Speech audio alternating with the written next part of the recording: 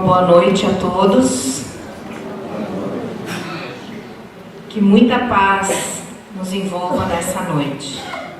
É com muita alegria que nós aqui nos encontramos após um roteiro riquíssimo que fizemos por outras localidades com o nosso irmão Leonardo. Hoje à tarde também na Casa Espírita Francisco de Assis, conversando sobre a mediunidade. E agora, nesse momento, nós aqui nos encontramos para também refletirmos um pouco sobre a temática que ele nos traz em torno da importância do pensamento, pensamento gerador de paz ou de angústia.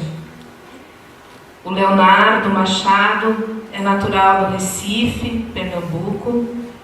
Ele formou-se em psiquiatria e psicoterapia na Universidade de Pernambuco, é mestrando em neuropsiquiatria pela Universidade Federal de Pernambuco, é colaborador da Federação Espírita de Pernambuco e é membro também da Associação Médico Espírita daquele estado, sendo trabalhador do Núcleo Espírita Investigadores da Luz, em Recife. O Leonardo também é autor dos livros Os Últimos Dias do Sábio, A Sabedoria de Sócrates e o Cristianismo Redivivo, Quando a Terra Imita os Céus. O Leonardo, então, como falávamos, fará a abordagem sobre pensamento gerador de paz ou de angústia. E antes dele, então, assumir a palavra, convidamos a presidente da Casa Espírita Francisco de Assis, daqui de Três Passos, para fazer a sua saudação inicial e também a prece de abertura.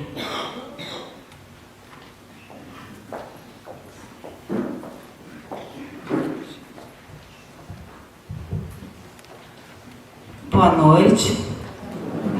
Muito obrigada mais uma vez pela presença de todos.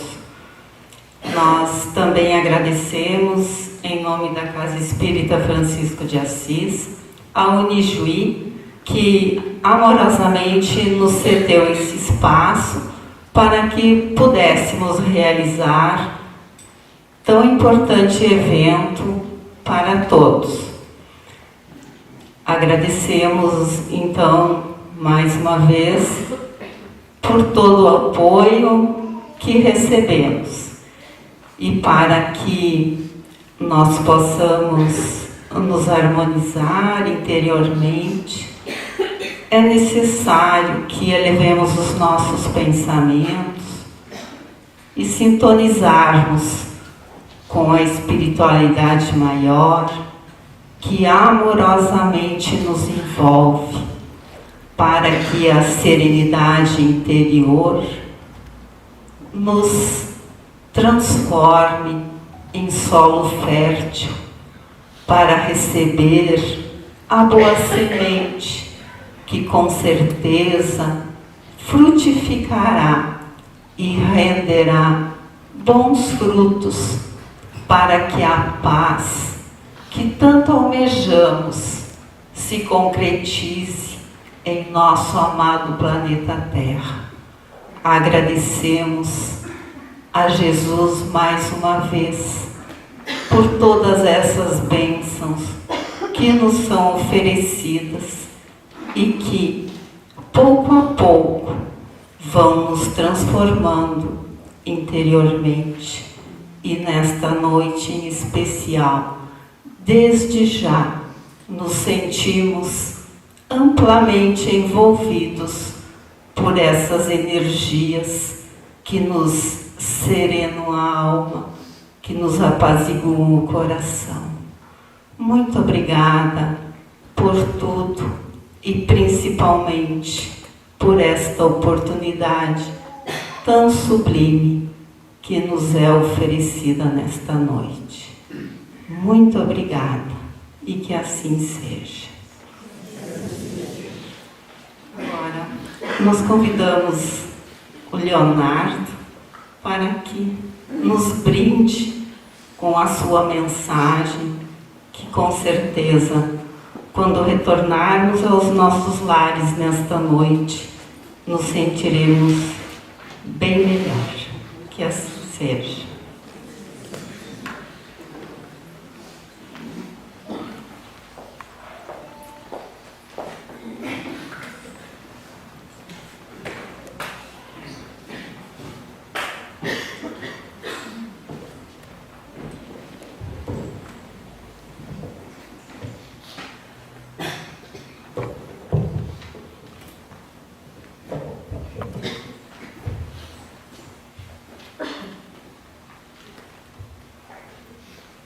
Meus amigos, minhas amigas, que possamos ter uma noite proveitosa, trazendo um abraço pernambucano na terra do tubarão, de Boa Viagem, do frevo, do maracatu e do forró de Luiz Gonzaga, aqui no chimarrão gaúcho.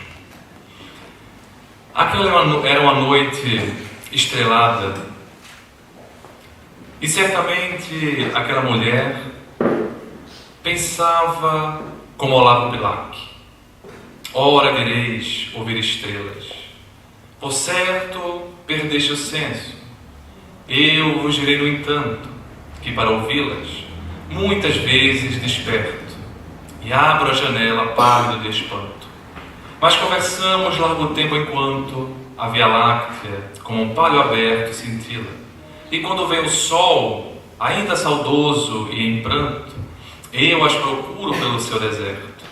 Direis agora, deslocado amigo, que conversa com elas, que sentido tem o que dizem quando estão contigo. E eu vos direi, amai, porque só quem ama pode ter o ouvido capaz de ouvir e de entender as estrelas. Aquela mulher certamente contemplava o céu em busca de uma cura, porque fazia muitos anos ela se encontrava com hemorragia, um fluxo sanguíneo vaginal que não conseguia ser curado. Segundo os evangelistas, ela já havia gastado quase todo o seu dinheiro na busca de diagnóstico, na busca da terapêutica. Entretanto, como a medicina da época ainda era muito mais precária do que ainda hoje, que já dá um avanço enorme nas possibilidades curativas, ninguém conseguia encontrar a causa, ninguém conseguia encontrar o motivo que fazia aquela mulher ficar com aquele sangramento continuado, de tal modo que já fazia 12 anos e ela sangrava. Com a visão médica de hoje, não existe isso nos livros da Bíblia, mas com a visão médica, nós temos a intuição de que talvez aquela mulher tivesse uma homeomatose uterina, um mioma, que é muito comum, ou um pólipo, que é muito comum na mulher, uma doença ginecológica, que faz com que ela sangre, ou a hemorragia, ou cause um fluxo menstrual em maior quantidade. Mas o fato é que ela não conseguiu o diagnóstico e, como consequência, não conseguiu o tratamento. De tal modo que ela já sangrava há 12 anos e, naturalmente, naquela altura ela já estava anêmica. E um dos sintomas da anemia, como bem sabemos, é a pessoa se encontrar astênica, ou seja, sem energias, sem forças, cansada. Entretanto, por aqueles dias, Jesus já fazia uma certa fama pelas curas que havia conseguido fazer diante da sua caminhada. E naquele dia, especificamente, ele ia até a casa de Jairo, uma pessoa de um certo relevo, porque Jairo percebera que Jesus talvez tivesse condições de curar, de trazer a vida da sua filha, que estava morta, quem sabe ressuscitando. Ele havia escutado que Jesus havia ressuscitado Lázaro e talvez ele também conseguisse ressuscitar a própria filha. Então Jairo pede para que Jesus vá até a sua casa, e Jesus aquece.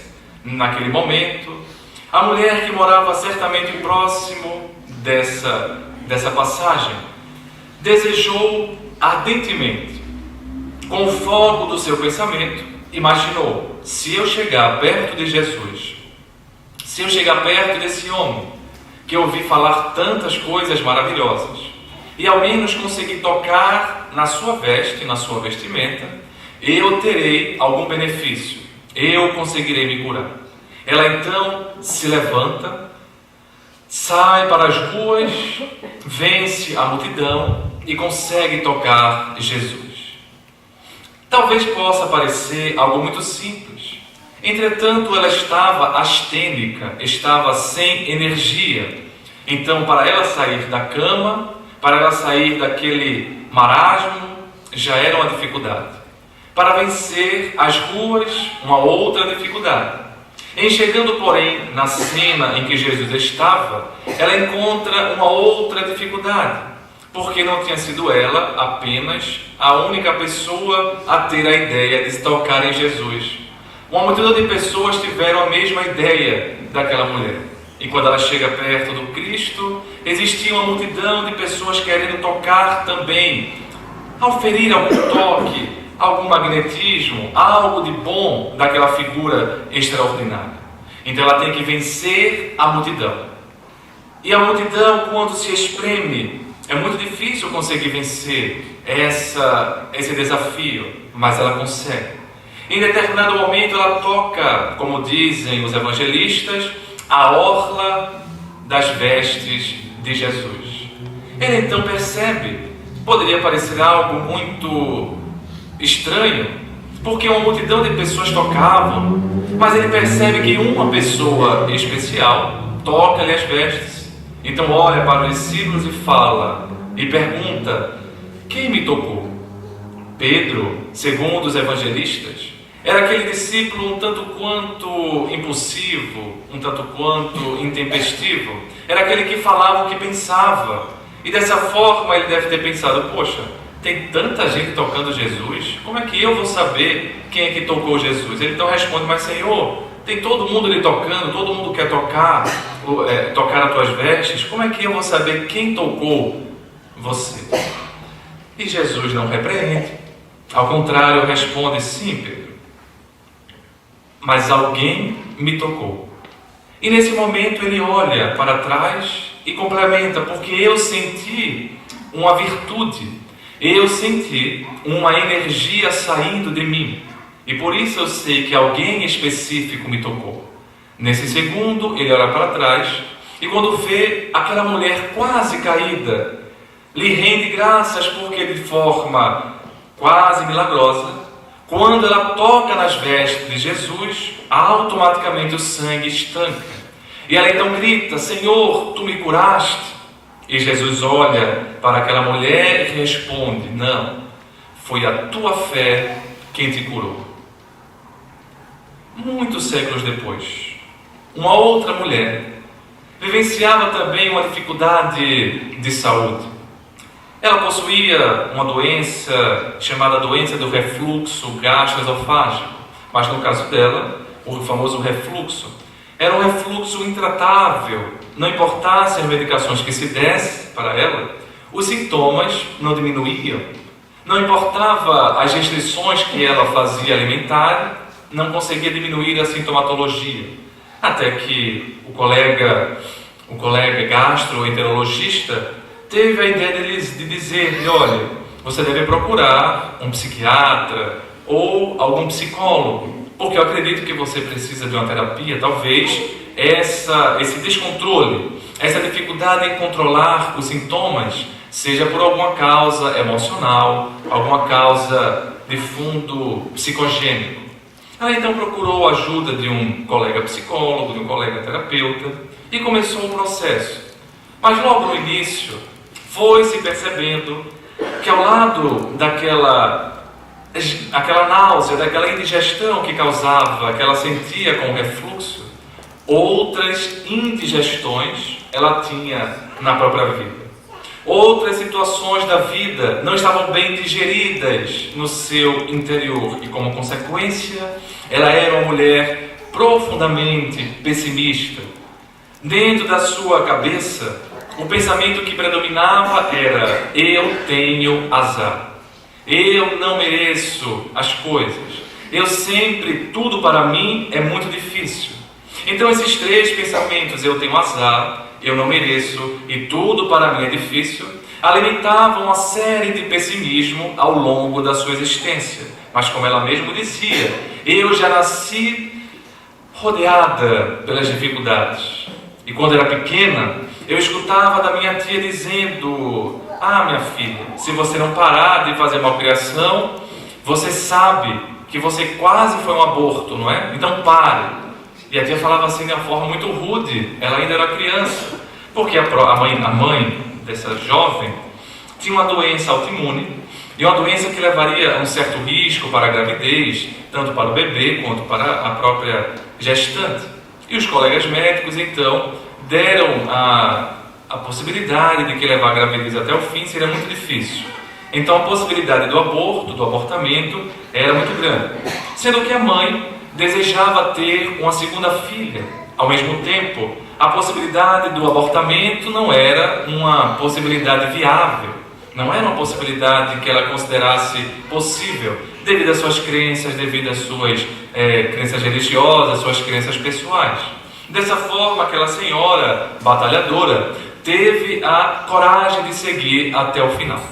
Sendo que essa segunda filha sempre cresceu com as comparações. Quando ela fazia alguma malcriação, a mãe lhe dizia: tá vendo, eu não sei por que eu fui lhe ter. Era melhor que você tivesse sido um aborto. De forma bem pedagógica, a mãe ensinava. E a tia, para complementar, dizia assim: pois é, mas se você tivesse sido um aborto, a sua mãe já tinha sua irmã, não ia fazer falta. Então ela foi crescendo, escutando essas coisas assim bem. Dizem que ser pai e ser mãe não tem cartilha, mas também tem cada erro complicado, né? Eu sei que não tem uma cartilha, mas tem cada coisa que a gente escuta por aí. Enfim, ela cresceu escutando isso. Dessa forma foi criando uma vida em que ela sempre se comparava com a irmã, que às vezes poderia ser a principal amiga, devido à forma de se criar, de forma muito comparativa, acaba sendo a principal inimiga, ou a principal rival. E ela então se comparava com tudo, ela dizia: pois é, a minha irmã tem um cabelo sedoso, e o meu é dessa forma. A minha irmã se casou, e depois de 2 anos já teve 2 filhos, um primeiro, depois o segundo, muito fácil. Eu não consigo. Já faz 11 anos que eu tento engravidar e não consigo. A minha irmã conseguiu passar em um concurso, as duas se formaram no mesmo curso universitário, e a irmã conseguiu passar num concurso muito difícil e muito bem remunerado na área, e ela num concurso mediano. Então, ao lado daquele refluxo, ao lado daquele sintoma físico, existiam uma série de frustrações, uma série de situações mal digeridas: o próprio casamento, o próprio nascimento, a baixa autoestima, a infertilidade.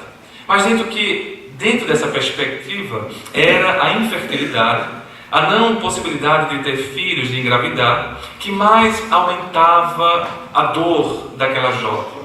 E ela então fazia vários exames. E ao longo, porém, dessa terapia, em que ela fez com um colega, ao mesmo tempo ela começou a frequentar a doutrina espírita. Ao mesmo tempo ela fazia terapia com um psicólogo, com um psicoterapeuta, e frequentava uma casa espírita.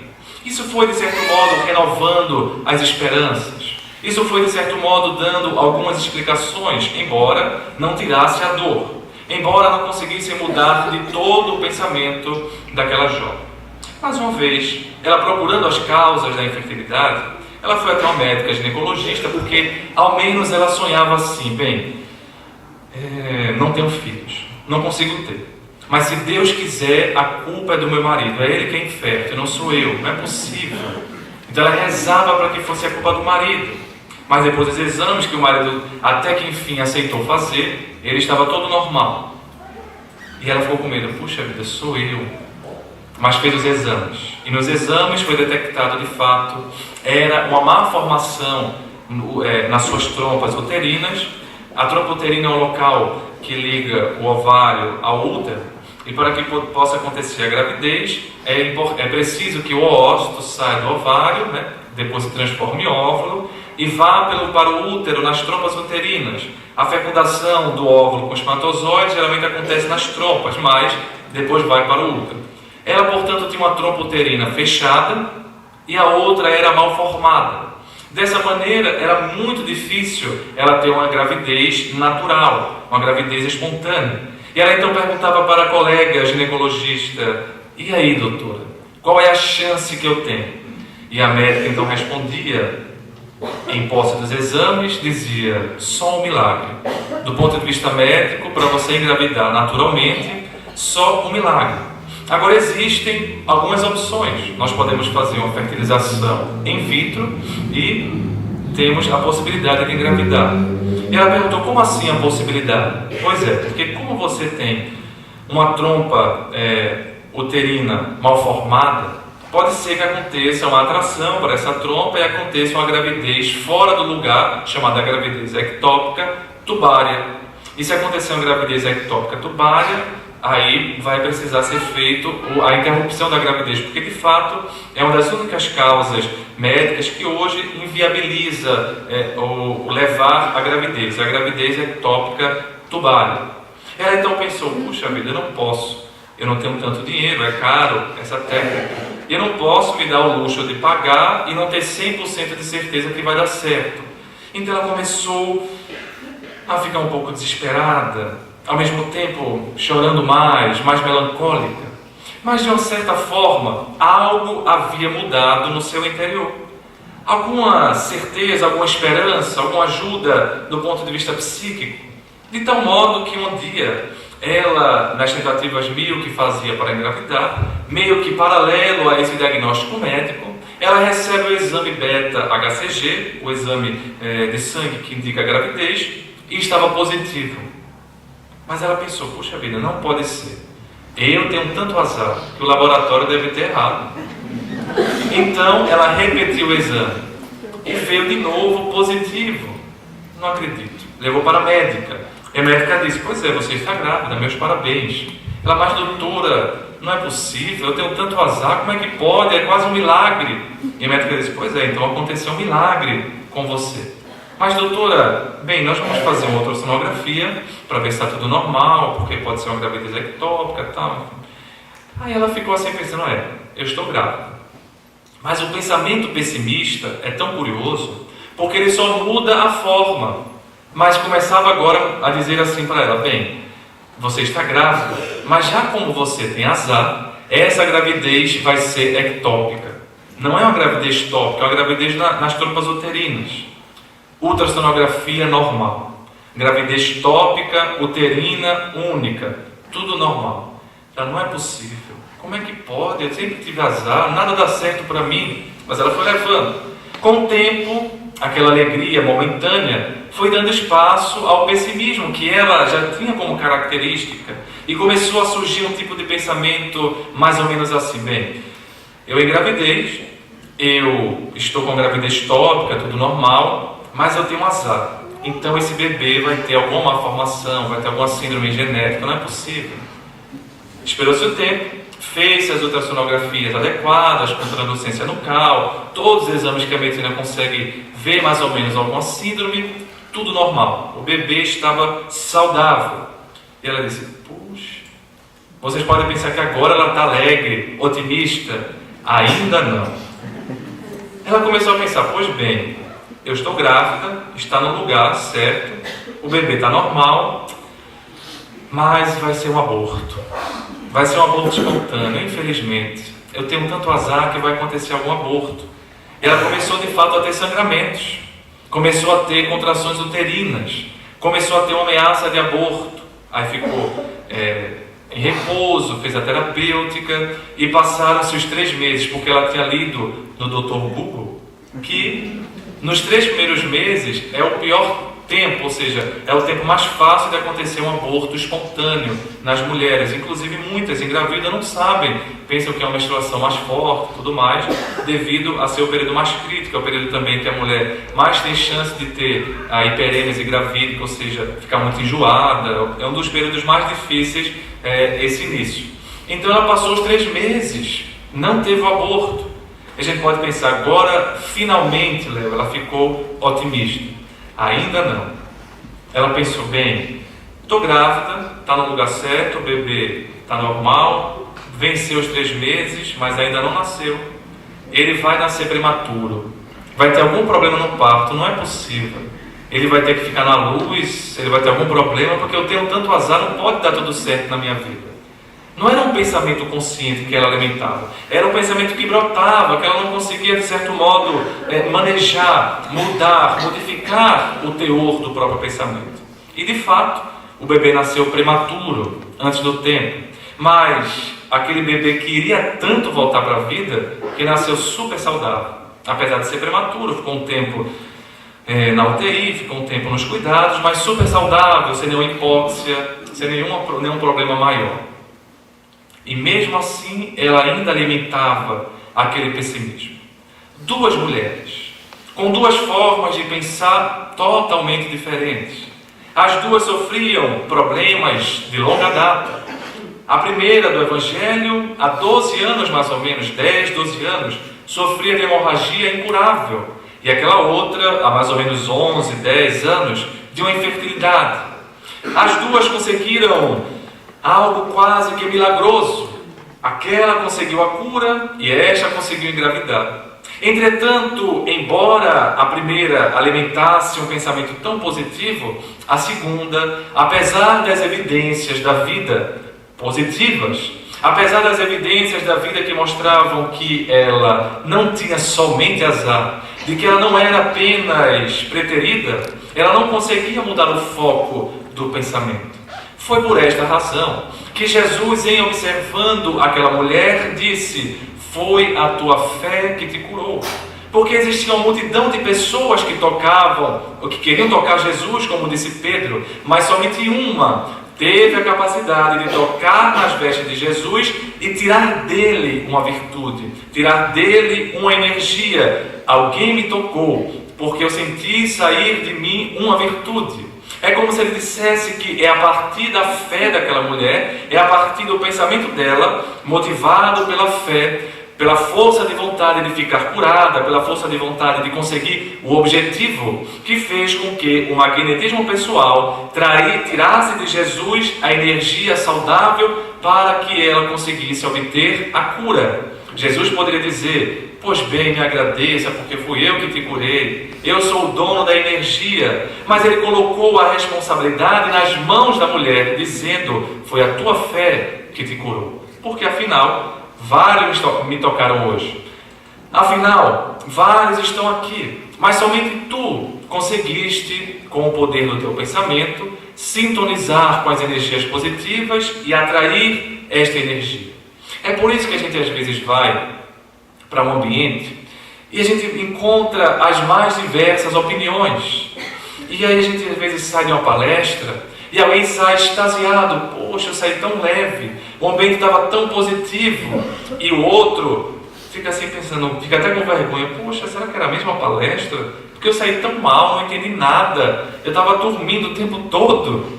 Porque cada um vai captando a energia conforme o grau do pensamento, conforme a fé que esteja alimentando, conforme a convicção que esteja alimentando. Há pessoas que vão, por exemplo, para um evento, para uma palestra, apenas para ver se o palestrante fala bem, se está falando o português correto, se está vestido de tal forma, se é alto, se é baixo. Fica vendo só o exterior.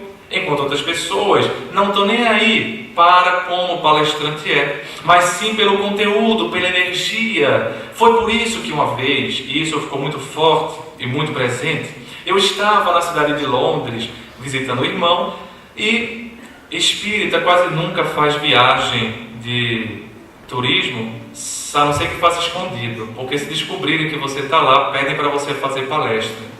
descobriram que eu estava lá em Londres e aí pediram para fazer palestra.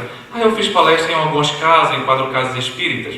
Numa dessas casas chamava atenção porque, apesar de ser em Londres, o movimento espírita é basicamente, pelo menos organizado por brasileiros. Então era uma casa que tinha, na grande maioria das pessoas ouvintes, brasileiros, portugueses, espanhóis, africanos que foram colonizados pelos portugueses, então falam português, e descendentes também hispânicos, ou seja, todos entendiam.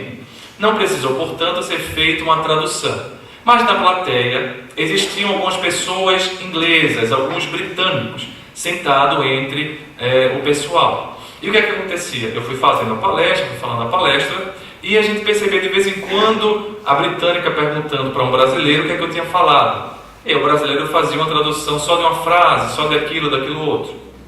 Quando terminou a palestra, uma senhora britânica veio para mim, veio até a minha direção e perguntou-me assim: você fala inglês? Aí eu, sim, falo inglês. Olha, meu filho, eu quero dizer para você que eu não entendi nada do que você falou.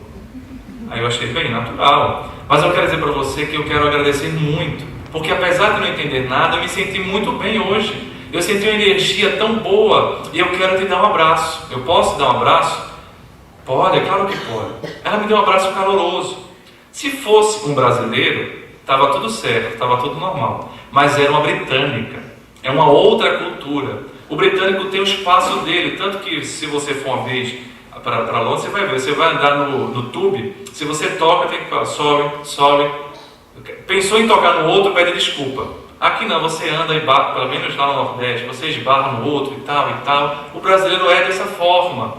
Então, se fosse um brasileiro dando um abraço, era muito comum, é muito comum nós fazermos isso. Por exemplo, eu estava uma vez em Fortaleza, aí terminei uma palestra, e uma senhora gostou muito, ela era assim muito empolgada, não conseguia assim conter muitas emoções dela. Ela, meu filho, eu posso dar um abraço? Eu posso. Ela veio correndo, aí me segurou e me levantou.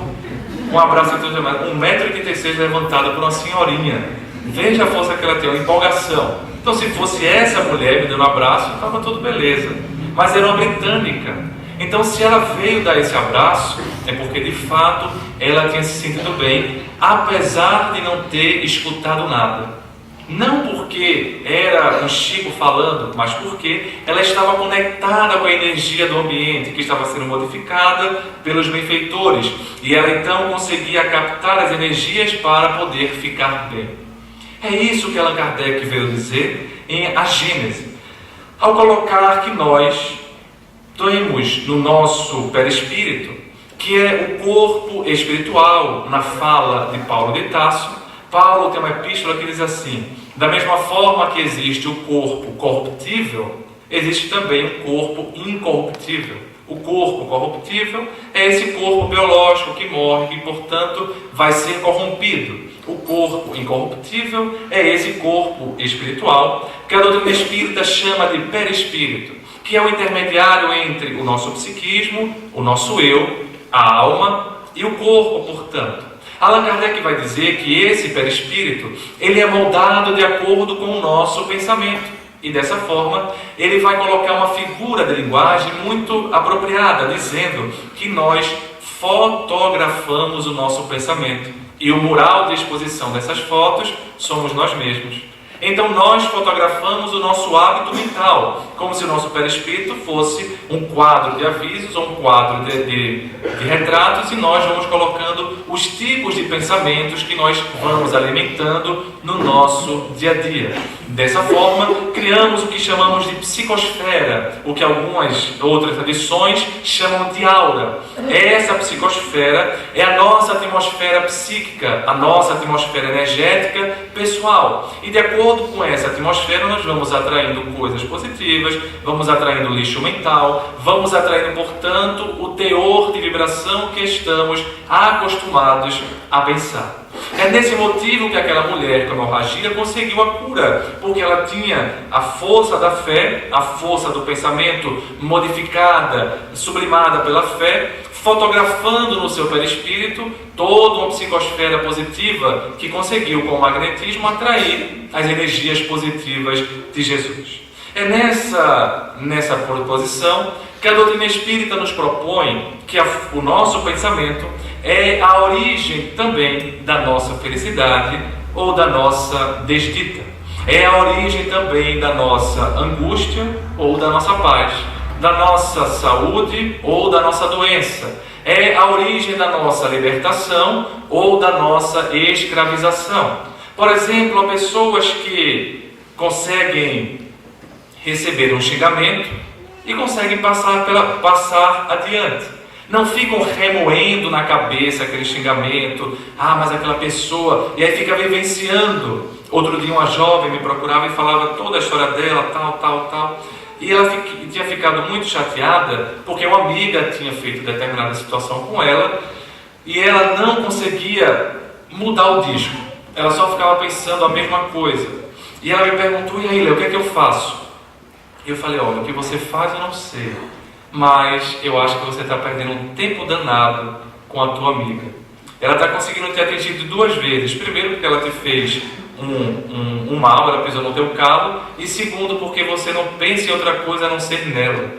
Se você usasse uma indiferença mental, era muito melhor para você. Você está perdendo o seu tempo em alimentar um desejo de vingança, em ficar remoendo. Porque nós somos às vezes curiosos, e quando a gente é religioso, a gente faz assim, eu não quero mal para ela não, mas Deus está vendo.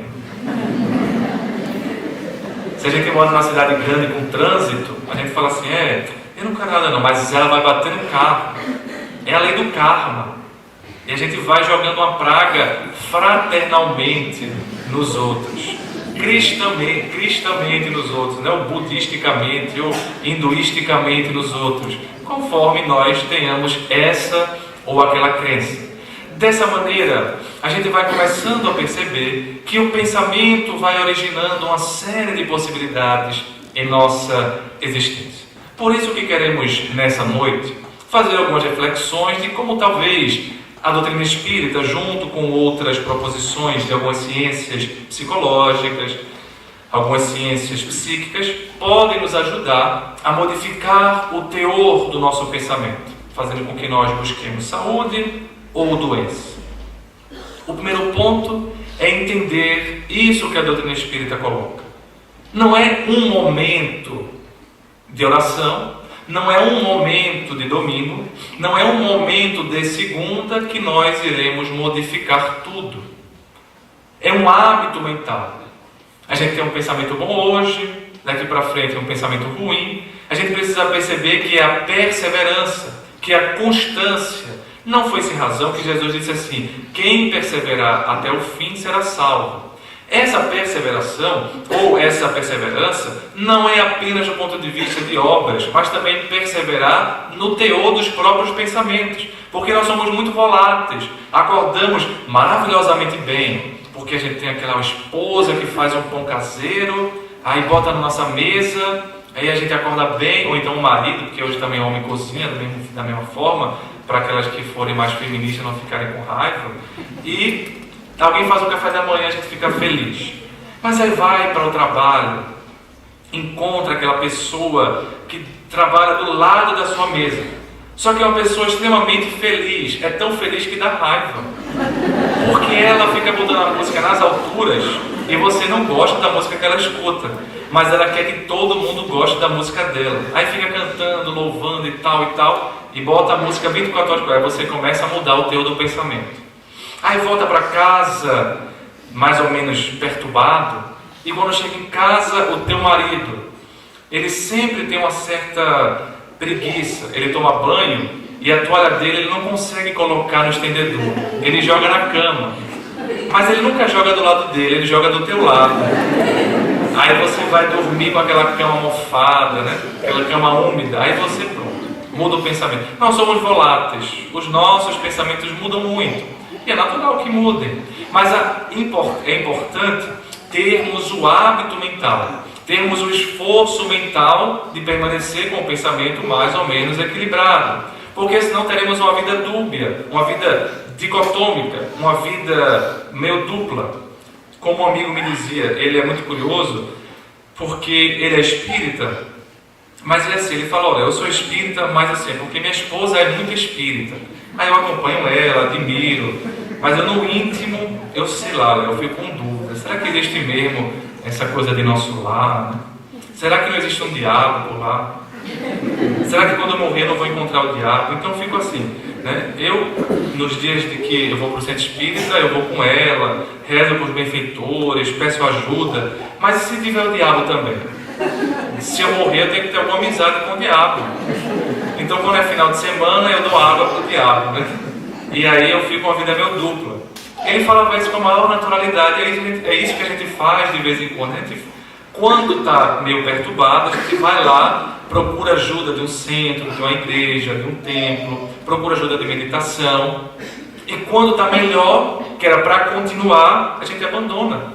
É muito curioso, inclusive, com os próprios pacientes. Eles procuram quando estão ruins. Quando está bom, ele já vai embora. Mas ele deveria permanecer para permanecer na melhora. A primeira vez, talvez, que alguém percebeu isso foi Sigmund Freud.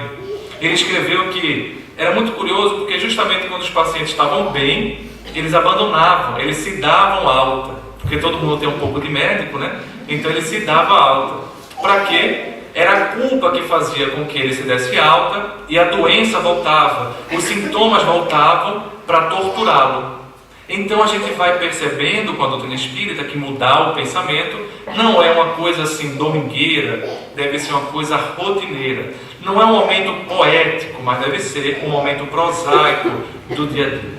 Nessa perspectiva, às vezes vale a pena utilizar algumas técnicas. Uma dessas técnicas a gente pode utilizar tentando modificar o pensamento, olhando sempre um outro lado, um outro aspecto.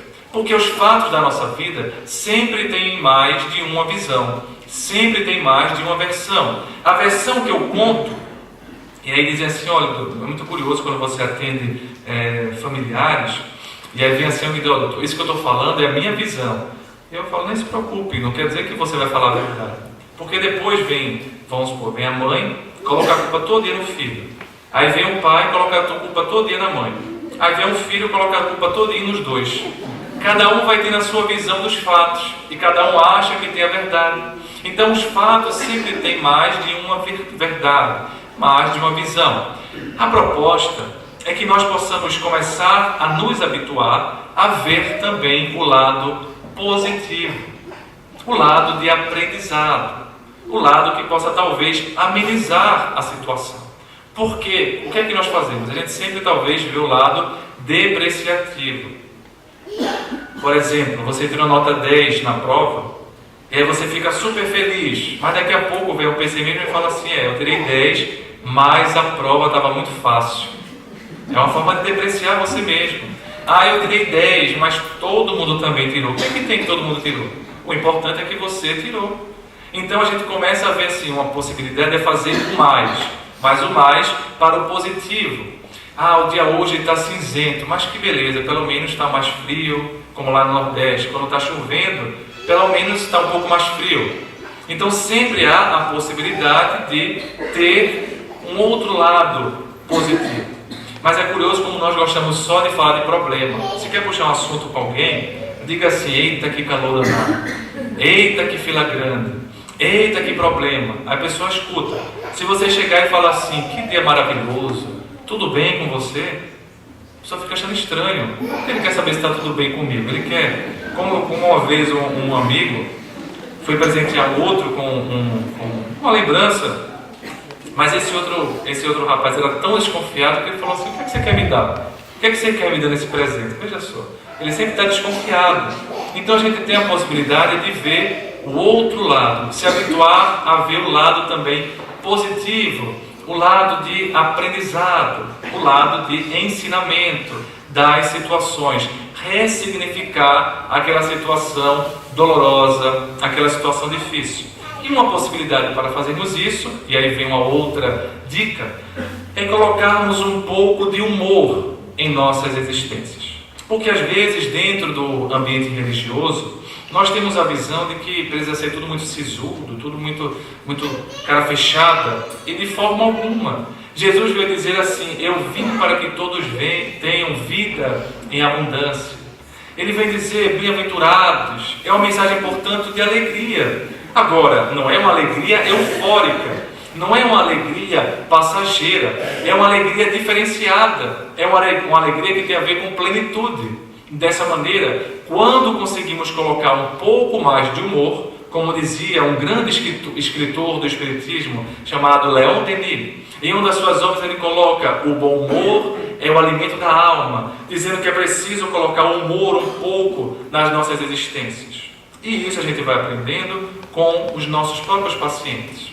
E aí a gente vai colocando alguns casos, porque tivemos autorização prévia desses pacientes, para ver na prática como eles fazem para lidar, por exemplo, com alguns transtornos psiquiátricos. Porque a gente pode pensar, poxa, até com a doença psiquiátrica dá para você ter um pouco de humor. Entre no hospital psiquiátrico. Quem já entrou sempre vai dizer, é muito doloroso, mas sempre você dá alguma gargalhada. Sempre tem alguma coisa engraçada de você ver que os pacientes fazem, porque o trágico, já diziam os gregos, anda ao lado do cômico. E muitas vezes ele diz assim, seria cômico se não fosse trágico. Então, uma dessas vezes eu estava atendendo quando a irmã me falou assim, doutor, depois que o meu irmão saiu do internamento, ele está ótimo, ele está bem melhor, o jovem tem esquizofrenia. Mas ele está bem melhor, está muito tranquilo. Agora tem uma coisa estranha, doutor. Ele começou a jogar água no pessoal da rua que vai comprar sorvete. Eu achei assim estranho isso, porque não era uma atitude desse jovem, era um jovem educado, um jovem tranquilo, e não tem nada a ver com a doença dele. Então eu falei, vamos conversar, ver o que é isso. E aí ele falou assim, eu perguntei, então meu amigo, por que você está fazendo isso? Ele, doutor, é o seguinte, não se preocupe com isso não, é o que eu estou fazendo porque eu quero. Aí não é porque ele falou, não é porque eu sou doido não, é porque eu quero. E aí eu falei, mas por que você quer? Não, é o seguinte, depois que eu saí do internamento, foi lá uma ambulância me pegar.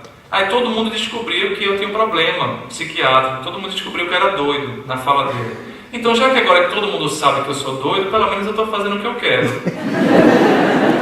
Eu achei curioso aquilo, porque ele estava brincando com a própria dor.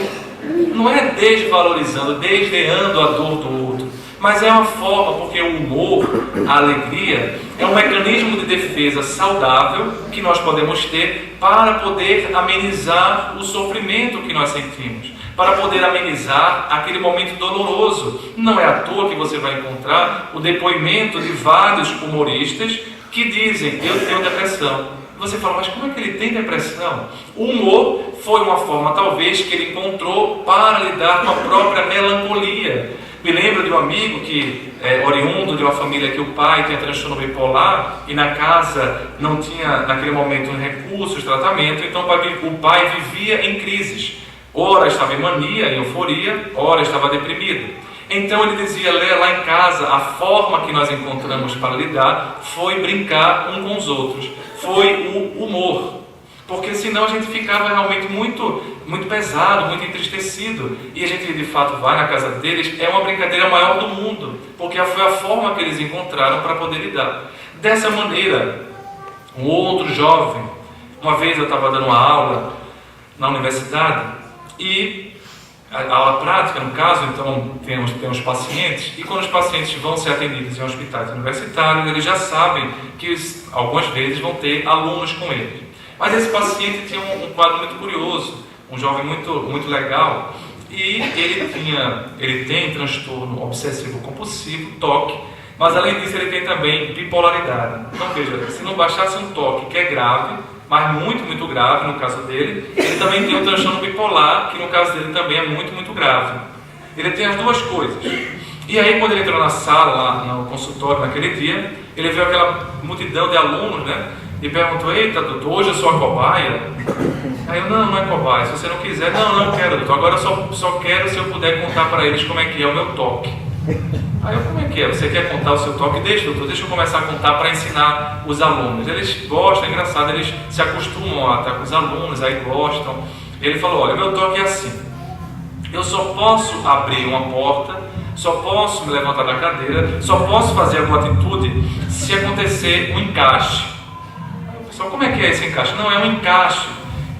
Mas o pessoal perguntou, e como é que é? Bem, é mais ou menos assim, imagine um pêndulo, e esse pêndulo vai de um lado para o outro de acordo com a força do meu pensamento. Eu fico mexendo para um lado e para o outro. Mas eu só posso abrir alguma coisa quando esse pêndulo fica encaixado com o centro, porque eu imagino um outro centro aqui no meio. Então eu fico, vem.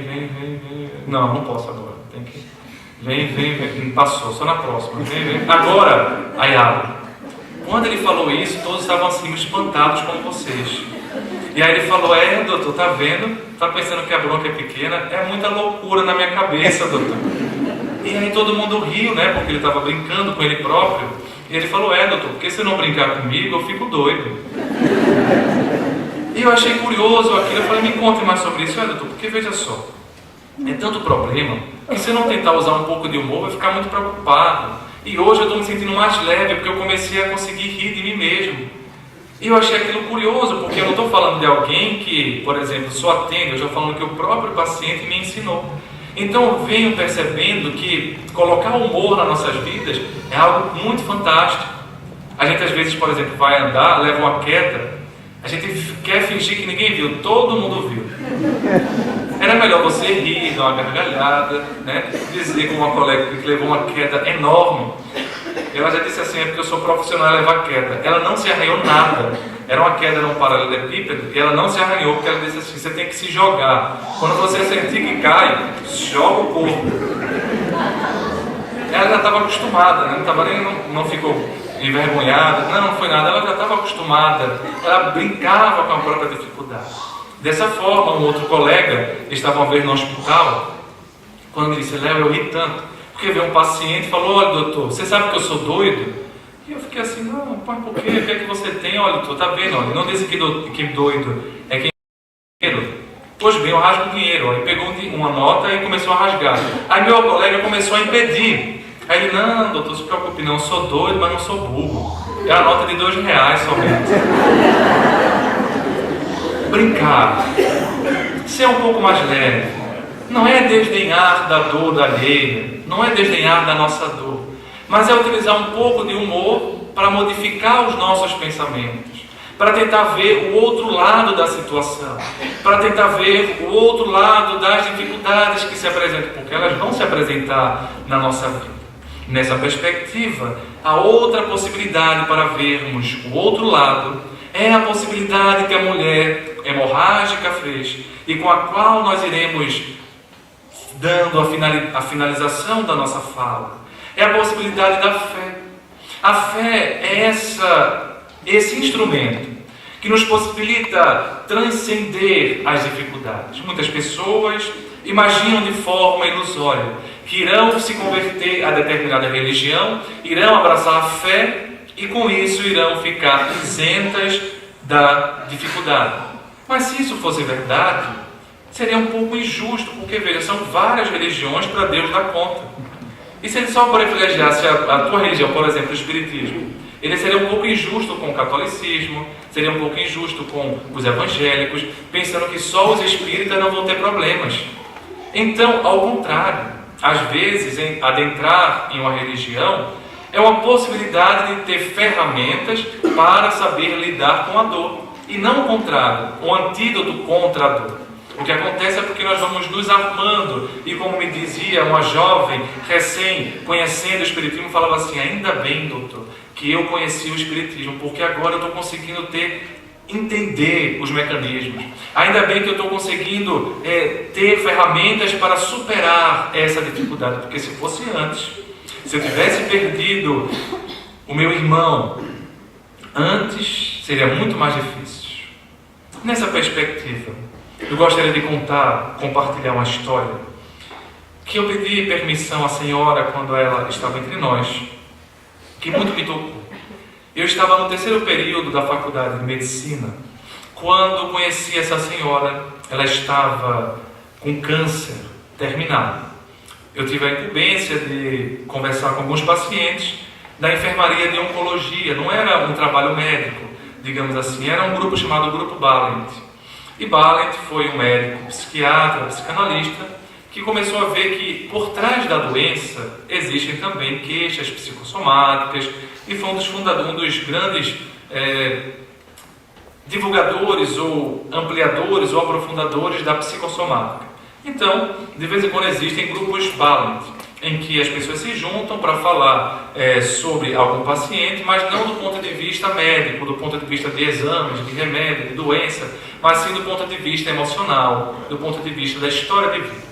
Então eu tive, por acaso, esse treinamento numa atividade extra da faculdade e escolhi a oncologia, porque quando eu entrei na faculdade eu nunca imaginei que ia fazer psiquiatria. Eu pensava que ia fazer oncologia, cuidar de câncer de crianças, né? Oncologia pediátrica. Depois é que eu fui me inclinando para outras áreas. Então naquela hora eu escolhi a oncologia. Aí eu conheci várias senhoras, mas uma delas me chamou a atenção, porque naquela ocasião ela estava com a expectativa de vida de 1 mês. O câncer havia começado no colo do útero, ela havia demorado a diagnosticar, e como consequência já estava com metástase no osso, e já estava sem nenhuma possibilidade curativa, apenas possibilidades paliativas, de diminuir a dor, morfina e outros remédios. Nessa situação, eu a conheci. Ela me dizia: Léo, eu estou lutando contra o câncer já há mais ou menos 4, 5 anos. E ela não era de Pernambuco, ela era de outro estado e vinha para Pernambuco porque lá nesse hospital onde me formei, o estadual, universitário, o chamado Oswaldo Cruz, é um hospital de referência em câncer. Então ela foi e estava, portanto, longe do marido e longe de 2 filhos, na casa da irmã, tentando fazer essa luta contra o câncer. Naquela altura, o câncer já havia vencido, ela não tomava nenhum medicamento mais, do ponto de vista curativo, não tomava mais químio, não fazia mais rádio, apenas o que fazia era tomar remédio para dor com morfina. Então eu me apresentei, falei meu nome, disse que se possível eu gostaria de conversar com ela, o que ela quisesse, e estava ali para conversar com um amigo. Começamos a conversar. E era curioso porque muitas vezes eu ia e no outro dia a vizinha, porque era uma enfermaria coletiva, havia desencarnado, não estava mais entre nós, mas ela permanecia. E muitos contatos tivemos, mas gostaríamos de elencar alguns pontos nesta noite que tivemos nessa história que tivemos junto com essa senhora. Um deles me chamou a atenção, que foi o primeiro ponto, que eu percebi que ela era uma mulher muito fervorosa, digamos assim, porque ela era uma senhora católica, mas o que me chamou a atenção era porque uma vez eu cheguei lá e ela estava com a Bíblia embaixo da cabeça, embaixo do travesseiro. Eu achei assim um lugar meio estranho para se guardar a Bíblia e perguntei: mas por que a senhora guarda a Bíblia aí? Você tem uma cômoda aqui do lado, por que você não guarda nessa cômoda? E ela então me disse: ah, meu filho, é porque você sabe que agora está um pouco difícil de ler, estou com pouca energia e tudo mais, e dessa forma eu fico assim colocando a Bíblia aqui porque eu me sinto mais perto de Deus. Eu achei aquilo extraordinário, porque do ponto de vista espírita não tem nenhuma razão. Na visão espírita, nós não precisamos de amuletos, não precisamos de rituais, não precisamos de nada exterior para expressar a nossa fé. Entretanto, na fé dela católica, ela precisava desses artifícios como se fosse um santo. E de forma nenhuma a fé dela era menor do que, por exemplo, a minha fé. Ao contrário. Aquilo foi tão espontâneo que eu falei para ela assim: minha amiga, que coisa bonita. E estimulei que ela fizesse a forma que ela quisesse para encontrar-se com Deus. A partir dali, eu comecei a perguntar sobre várias coisas, ela começava a conversar, só que eu comecei a fazer palestras muito cedo. Eu comecei a fazer palestras espíritas com 17 anos. E naquela altura, lá em Recife, na cidade natal, muitas pessoas já conheciam e tudo mais. E uma vez, um grupo de espíritas foi visitá-la no hospital, e ela contava para mim e para todo mundo, né? Ela começou a gostar de mim do ponto de vista afetivo, como se talvez eu fosse um filho para ela, e ela então falava de mim para todo mundo. E numa dessas falas, um grupo de espíritas me conhecia e falou: ah, é um jovem tal, descobrindo que eu era eu. E ela então me falou: ah, meu filho, você é espírita? Eu falei: sou espírita. E ela então me fez uma pergunta muito curiosa. Ela me fez assim: meu filho, o que é que eu vou encontrar do outro lado? E eu achei aquilo curioso, porque uma coisa é a gente falar isso num centro espírita, na aula do ESD, a outra coisa é falar para alguém que já está chegando lá. Fazia um mês só, ela estava perto de desencarnar. E ela queria saber, na visão espírita, qual era a visão do céu e do inferno. Então fui explicando a questão do estado de consciência, que não existe um local para a visão espírita determinado, mas sim um local em que nós nos afinamos com o pensamento e tudo mais. Então ela foi fazendo várias perguntas, fomos conversando, e naquela noite, porque a conversa estava muito do ponto de vista da fé, eu lhe perguntei: a senhora quer fazer uma prece? E ela: sim, eu quero fazer, meu filho. Então vamos fazer o seguinte, vamos fazer a prece universal, vamos fazer o Pai Nosso, e depois, segurando as suas mãos, eu faço do meu jeito a prece em silêncio. Ela: tá bom. Fizemos o Pai Nosso, depois eu rezei em silêncio e fui embora.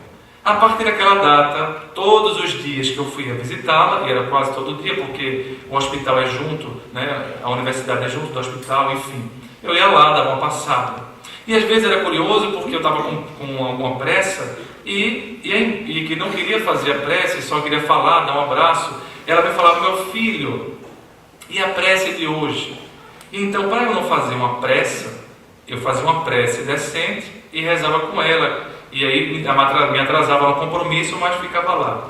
Até porque uma vez eu estava lá visitando e chegou um grupo de religiosas de outra denominação religiosa, mas eu acho que elas estavam com pressa, sabe? Porque já era quase 5 horas da tarde e às vezes a gente faz as coisas meio burocráticas, até na religião também. A gente vai só porque tem que fazer, senão Deus castiga, Deus pune, a gente vai. A gente não vai às vezes porque tem o prazer de... E as colegas, coitadas, eles deviam estar com pressa, tudo mais, já estava quase 5 horas. E ela fez assim uma prece meio que a lá Joãozinho. Vocês sabem como é que é a prece de Joãozinho? Joãozinho é um cara lá de Pernambuco que uma vez estava numa aula e falando assim: olha, qual é o bicho que você tem mais medo? Aí o pessoal falou: é o bicho papão, é a comadre Florzinha, é o saci pererê. Aí Joãozinho fez assim: olha, eu não sei, eu sei que eu tenho medo do malamém. Aí o pessoal: malamém, Joãozinho? Quem é malamém? Ele falou: olha, professora, sinceramente eu não sei quem é malamém, mas eu acho que deve ser alguém muito problemático, muito difícil, porque todas as noites, quando mamãe me coloca para dormir, ela começa a rezar na minha cabeça e diz assim: mas livrar do malamém. Ela faz um Pai Nosso tão rápido que emenda uma coisa no outra, quem pensava que era um malamém. Então, essa senhora, ela estava com pressa. Aí ela fazia um Pai Nosso assim, sabe? Um Pai Nosso Joãozinho, meio embolado uma coisa na outra. E coitada dessa paciente, ela foi chorar. E a pessoa estava com pressa, porque às vezes assim, você pergunta para o outro: como é que você está? Se o outro disser que está mal, coitado do outro, porque você não tem tempo para escutar as lamúrias dele. Você quer dizer que ele esteja bem, pelo amor de Deus, diga que está bem. E era isso que elas queriam, mas aí a paciente começou a chorar. E ela falou assim: mas você não tem fé, minha irmã?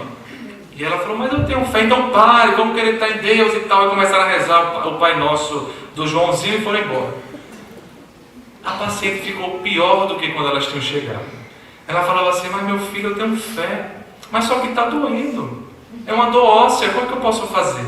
Eu falei: chore bem muito. Aí eu tomei as dores dela, né? Falei: olha, essa senhora aí tem o dobro do seu tamanho, mas eu duvido que a unha dela encravada, ela consiga não chorar. Ela chora também, eu também choro. A fé não vai significar a ausência de dor. A fé é como a gente vai conseguir passar pela dor. A fé não vai isentar-nos. Então chore, até porque deve estar doendo muito. E ela chorava. Então, às vezes, para não fazer essa prece de Joãozinho, eu parava, rezava tranquilo com ela, de forma decente, e depois ia para os serviços.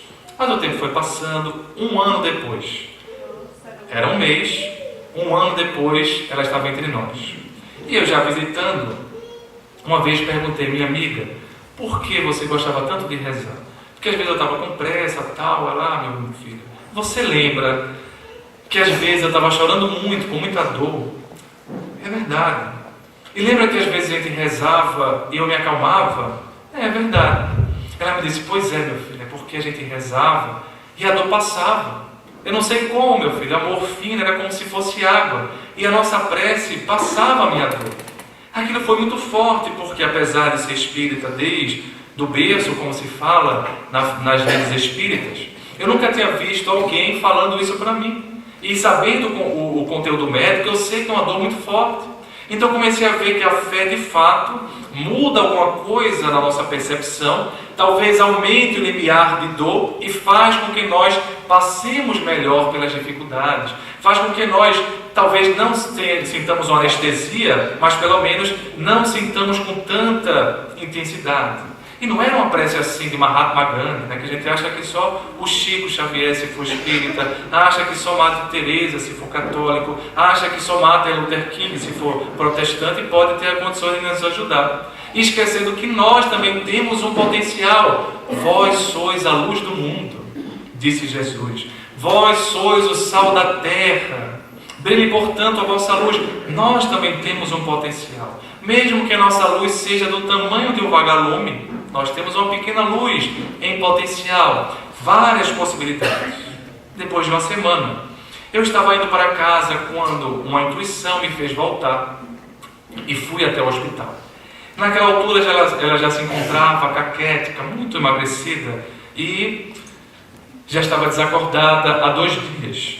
Nesse sentido, eu perguntei para a irmã: senhora, você quer que eu faça um Pai Nosso com a sua irmã, com a paciente? Ela então falou: claro, Léo, claro que pode fazer. Então comecei a fazer o Pai Nosso. E no que eu fui fazendo o Pai Nosso, a paciente começou a se mexer. Eu olhei para a irmã, ela estava pálida de medo, pensando que era um bruxo, né? Aí eu continuei o Pai Nosso. E antes de acabar, a paciente abriu os olhos. Eu olhei para a irmã, ela estava: ah, não, esse jovem é um bruxo, agora eu tinha certeza. Quando ela abriu os olhos, ela começou a falar alguma coisa muito baixa. E então eu cheguei perto e ela me dizia assim: meu filho, eu quero dizer muito obrigado, porque você esteve junto, muito obrigado por tudo. E então perguntei: mas a senhora quer fazer mais um Pai Nosso? Ela: claro que eu quero. Então peguei na mão dela, rezamos um Pai Nosso, a voz dela quase que não saía, muito caquética ela estava. Começamos a falar: Pai Nosso que estás nos céus, santificado Senhor. Saí da enfermaria e não deu tempo de sair do hospital. Ela desencarnou. A irmã voltou e disse: doutor, ela morreu. Era como se fala aquela melhora da morte no popular. A pessoa melhora, a gente acha que agora vai, e ela vai para o outro lado, vai para a desencarnação. A prece lhe ajuda como uma forma de desligamento. Às vezes ela vem apenas para dizer um obrigado, dar as últimas pendências e se foi. Para os olhos do mundo, vencida pelo câncer. Para os olhos da doutrina espírita, alguém que conseguiu se superar através da fé. E anos depois, vindo comunicar-se no grupo espírita que frequento, ela dava a notícia de como havia chegado no mundo espiritual.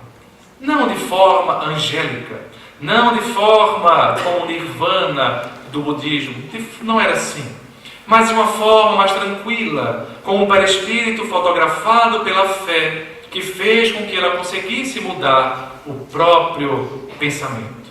É dessa forma, queridos amigos, que queremos encerrar as nossas reflexões, trazendo a proposta espírita, que não é uma proposta de querer convertê-los para a visão espírita, mas sim a proposta de querer transformar as pessoas em homem de bem.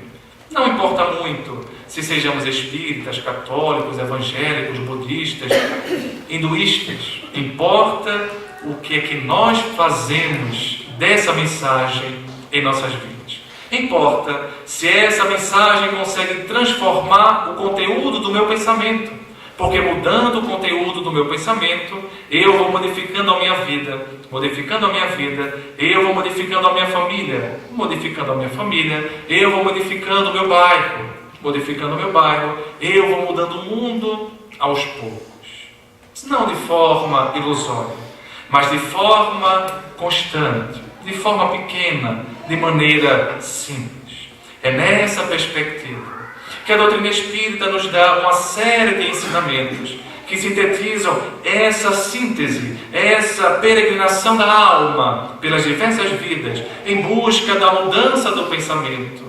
E é por isso que Jesus disse àquela mulher, nos mistérios da noite: a tua fé conseguiu olhar para as estrelas e entender a mensagem como Olavo Bilac conseguiu transformar o teu coração em amor e mudou a tua perspectiva de vida. Por isso que Castro Alves dizia: há mistérios peregrinos nos mistérios dos destinos que nos mandam renascer. Da luz do Criador nascemos, múltiplas vidas vivemos, para a mesma luz volver. Mas buscamos aqui na humanidade as verdades da verdade, sedentos de paz e amor. Mas em meio aos mortos-vivos, somos míseros cativos da iniquidade e da dor. É a luta eterna e bendita, em que o espírito se agita nas tramas da evolução. É a oficina onde a alma presa forja a luz, forja a grandeza da sublime perfeição. É, por exemplo, a gota que vai caindo, a gota d'água que vai caindo, no arbusto que vai subindo, pleno de seiva e verdor. Ou o fragmento do estrume que se transforma em perfume na corola de uma flor, a própria flor que terna, expirando, cai no solo e vai fecundando o chão duro que produz, mas nesse cair deixa um aroma leve, na aragem que passa breve nas madrugadas de luz, é a rija vigor da humana, pelas fainas do trabalho, a enxada fazendo o pão, ou o escopo dos escultores que transformam as pedras em flores, em carraras de eleição, é a própria dor que terna, através dos anos, dos algozes, dos tiranos, anjos puríssimos faz, e transforma mesmo os neros rudes em arautos de virtudes, em mensageiros de paz, porque tudo evolui na visão espírita, tudo sonha, na imortal ânsia risonha de mais subir, mais galgar. A vida não é só dor, a vida é luz e amor, porque Deus é o seu autor e o universo o seu altar. É por isso que na terra, de vez em quando se acendem radiosos faróis que esplendem dentro dessas trevas mortais, e suas úteis passagens deixam fulgores, deixam também imagens em reflexos que são perenais. É o sacrifício do Cristo, portentoso, jamais visto, no sofrimento da cruz, sintetizando toda a piedade, e cujo amor à verdade nenhuma pena traduz. É Sócrates bebendo a cicuta, ou César trazendo a luta, tirânico, conquistador. Cellini com sua arte, o sabre de Bonaparte, o grande conquistador. É Anchieta que vai ensinando o infeliz, ou o exemplo de humildade, de extremosa caridade do pobrezinho de Assis. Por isso, benditos sejam aqueles que o bem semeiam, aqueles que a luz espalham, porque também um dia encontrarão a ventura que tanto anseiam nas fainas do evoluir.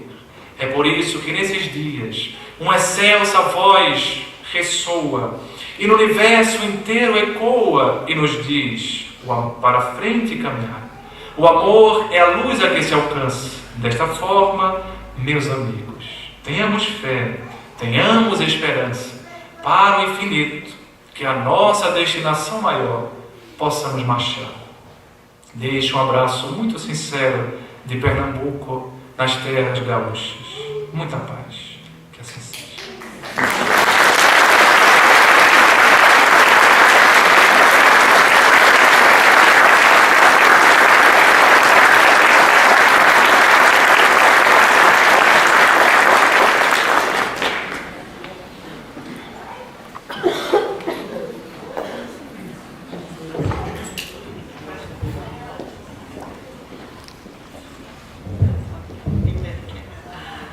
Então, finalizando, né, agradecemos mais uma vez a presença de todos e ao Leonardo, né, em especial, a Yara, que mais uma vez nos proporcionou esse momento, né?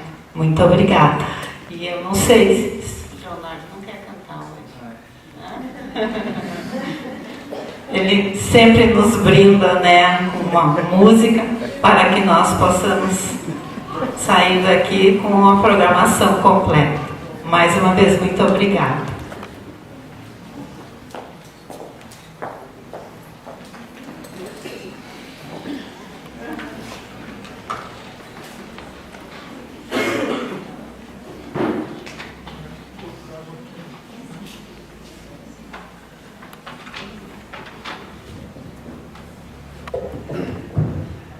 É porque eu componho e toco, mas eu não sou cantor. Então, Tem algum carro?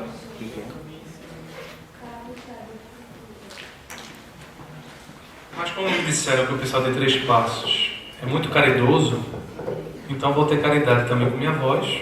E já que pediram, vamos encerrar com a música.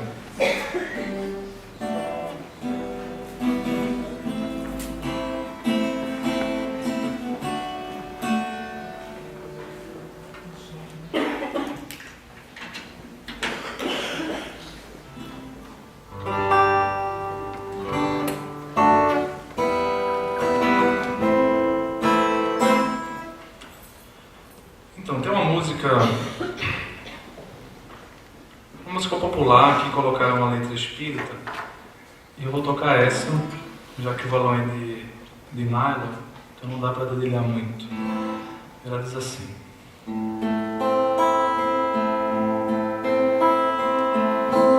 o Espiritismo